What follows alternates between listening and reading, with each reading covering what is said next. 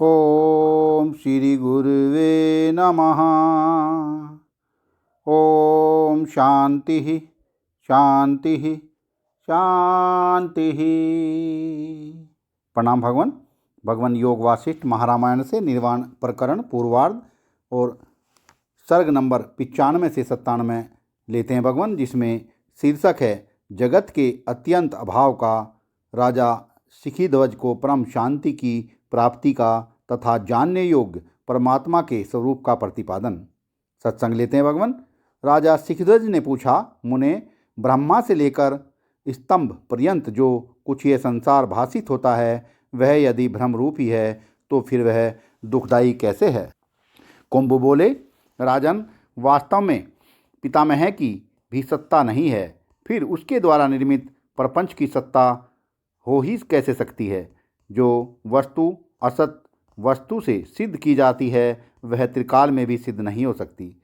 यह जो भूत सृष्टि दिखाई पड़ती है वह मृग तृष्णा के जल के सदृश मिथ्या ही उदित होती है। इसलिए सुक्ति से रजत ज्ञान के सदृश विचार से ही उसका विलय हो सकता है। कारण का अस्तित्व न होने से कार्य की सत्ता हो ही नहीं सकती। जो असत कारण से असत कार्य की उत्पत्ति प्रतीत होती है उसका स्वरूप मिथ्या ज्ञान के अतिरिक्त और कोई दूसरा हो ही नहीं सकता। मिथ्या ज्ञान के कारण दिखाई देने पड़ने वाला पदार्थ किसी काल में भी अस्तित्व नहीं रख सकता। क्या कहीं किसी ने मृग तृष्णा जल से घड़े भरे हैं? राजा शिखीध्वज ने कहा, मुनिवर, अत्यंत अजन्मा अव्यक्त आकाश की तरह निराकार अविनाशी शांत परम ब्रह्म परमात्मा सृष्टि के आदि रचयिता ब्रह्मा का कारण क्यों नहीं है? कुंभ बोले, राजन, वास्तव में शुद्ध निर्विशेष अद्वितीय ब्रह्म न तो कार्य है न कारण ही है, क्योंकि निर्विकार होने से उसमें कारण तत्व और कार्य तत्व का अभाव है। इसलिए वस्तुतः ब्रह्म न कर्ता है न कर्म है न कारण ही है। उसका न कोई निमित्त है और न कोई उपादान है। वह तर्क का विषय नहीं है, अतः वह अविज्ञेय है। जो अतर्क अविज्ञ शांत विकार शून्य और कल्याण रूप है उसमें कर्तत्व और भोक्तत्व किस तरह, किसका, किससे और किस समय होगा? अतः यह जगत वास्तव में किसी से उत्पन्न नहीं है और न इसकी सत्ता ही है। इसलिए आप न करता है और न भोगता है, किंतु सब कुछ शांत अजन्मा कल्याण में ब्रह्म ही है। वास्तव में कारण की सत्ता ही नहीं है। इसलिए यह जगत किसी का भी कार्य नहीं है, क्योंकि कार्य का स्वरूप न रहने से जो कार्य स्वरूप दिखाई देता है वह केवल भ्रम से ही है। किसी का कार्य न होने से इस सृष्टि का तीनों कालों में अत्यंत अभाव है। यह जगत जब किसी भी कारण का कार्य नहीं है तब अनायास समस्त पदार्थों का मिथ्या तत्व सिद्ध हो जाता है।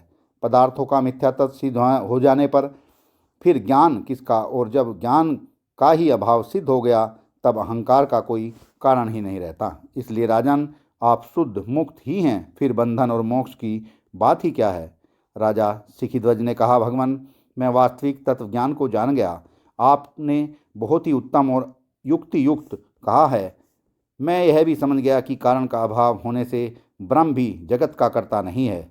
अतः कर्ता के अभाव से जगत का अभाव है और जगत के अभाव से पदार्थ का अभाव है। इससे उसके बीज चित्त आदि का भी अभाव है और इसी से अहंता आदि की सत्ता नहीं है।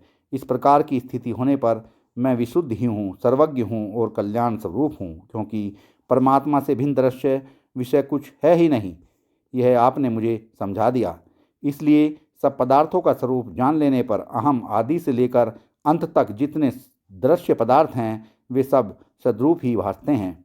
इसलिए मैं आकाश की भांति शांत हुआ संभाव से नित्य स्थित हूँ। अहो, देश काल कला एवं क्रियाओं से युक्त यह जो जगत के पदार्थों की नाना दृष्टि थी वह दीर्घ काल के अनंतर शांत हो गई। अर्थात मुझे दृश्य जगत के अभाव का ज्ञान हो गया। अब केवल अविनाशी शांत ब्रह्म ही स्थित है।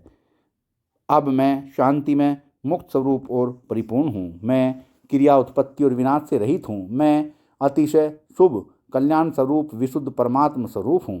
श्री वशिष्ठ जी कहते हैं, रघुनंदन, राजा शिखीध्वज पूर्वोक्त रीति से पर ब्रह्म में विश्राम पाकर 2 घड़ी तक वायु रहित स्थान में दीप शिखा की तरह निश्चल तथा शांतचित्त हो गए। वे जब राजा सिखिध्वज निर्विकल्प समाधि में स्थित थे तब अपनी सहज लीला भरी वाणी से कुंभ ने उन्हें तत्काल जगाया।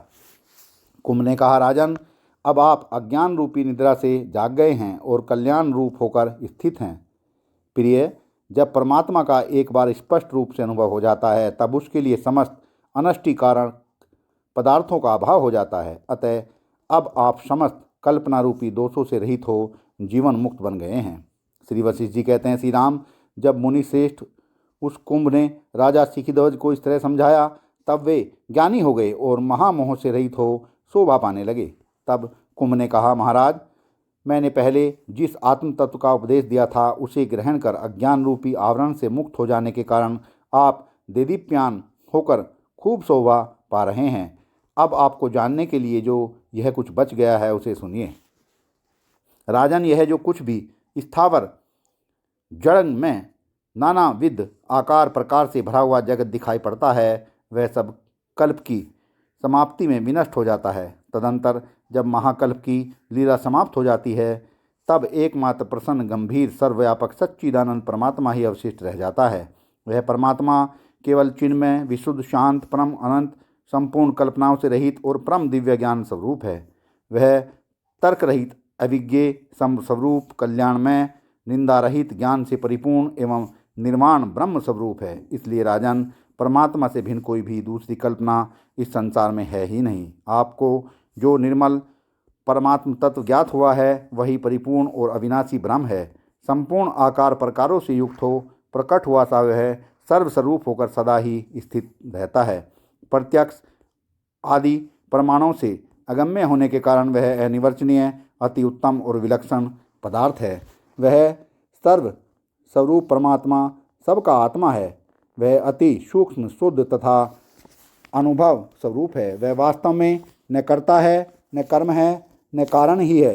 वह सत्य चिद आनंद परमात्मा अविनाशी, अगम्य तथा स्वयं अनुभव स्वरूप है। यह जगत यथार्थ रूप से जान लिए जाने पर परम कल्याणकारक हो जाता है, क्योंकि यह परमात्मा के संकल्प से उत्पन्न होने के कारण परमात्मा का ही स्वरूप है। किंतु यदि जगत यथार्थ रूप से न जाना गया तो वह भयंकर दुख देने वाला और अकल्याणकारक ही होता है। जैसे अग्नि चित्र विचित्र रूप से आविर्भूत हुई भी वास्तव में वह अपने ही स्वरूप में रहती है, वैसे ही संकल्प से अनन्याय रूपों में आविर्भूत होती हुई भी ब्रह्म सत्ता अपने यथार्थ ब्रह्म स्वरूप में ही स्थित रहती है। वास्तव में जगत का कोई भी कारण नहीं है, अतः इसका तीनों कालों में अत्यंत अभाव है। ब्रह्म ही जगत के रूप में प्रतीत होता है। कुंभ ने कहा, महाराज, अपनी ही सत्ता में स्थित ब्रह्म वास्तव में न तो किसी का उपादान कारण है और न किसी का निमित्त कारण है। वह केवल विशुद्ध अनुभव रूप है। अनुभव स्वरूप उससे भिन्न दूसरा कुछ भी पदार्थ नहीं है। जो कुछ अहंता आदि जगत प्रतीत होता है वह भी ब्रह्म का संकल्प होने के कारण अनंत ब्रह्म रूप ही है। राजा सिखिध्वज बोले, मुनिवर, मैं मानता हूँ कि कल्याण में परमात्मा में वास्तव में अहंता आदि जगत नहीं है, परंतु उसमें जो जगत का ज्ञान होता है वह किस कारण से होता है, इसे शीघ्र मुझसे कहिए। कुंभ ने कहा, साधो, असीम जगत का विस्तार करने वाला जो अनादि अनंत ब्रह्म है वही अपने संकल्प से जगत और जगत के ज्ञान से सदृश बनकर अवस्थित है, इसलिए वही जगत रूप कहा जाता है। जिस प्रकार जल में रस सार वस्तु है उसी प्रकार सब पदार्थों की सार वस्तु परमात्मा ही है। यदि शांत ब्रह्मरूप पद जगत का कारण माना जाए तो फिर निष्क्रिय, अगम्य, तर्क आदि शब्दों से जो ब्रह्म का वर्णन किया गया है वह कैसे सिद्ध होगा। सत्संग को यहीं पे विराम देते हैं भगवान, आगे का सत्संग कर लेंगे। प्रणाम भगवान।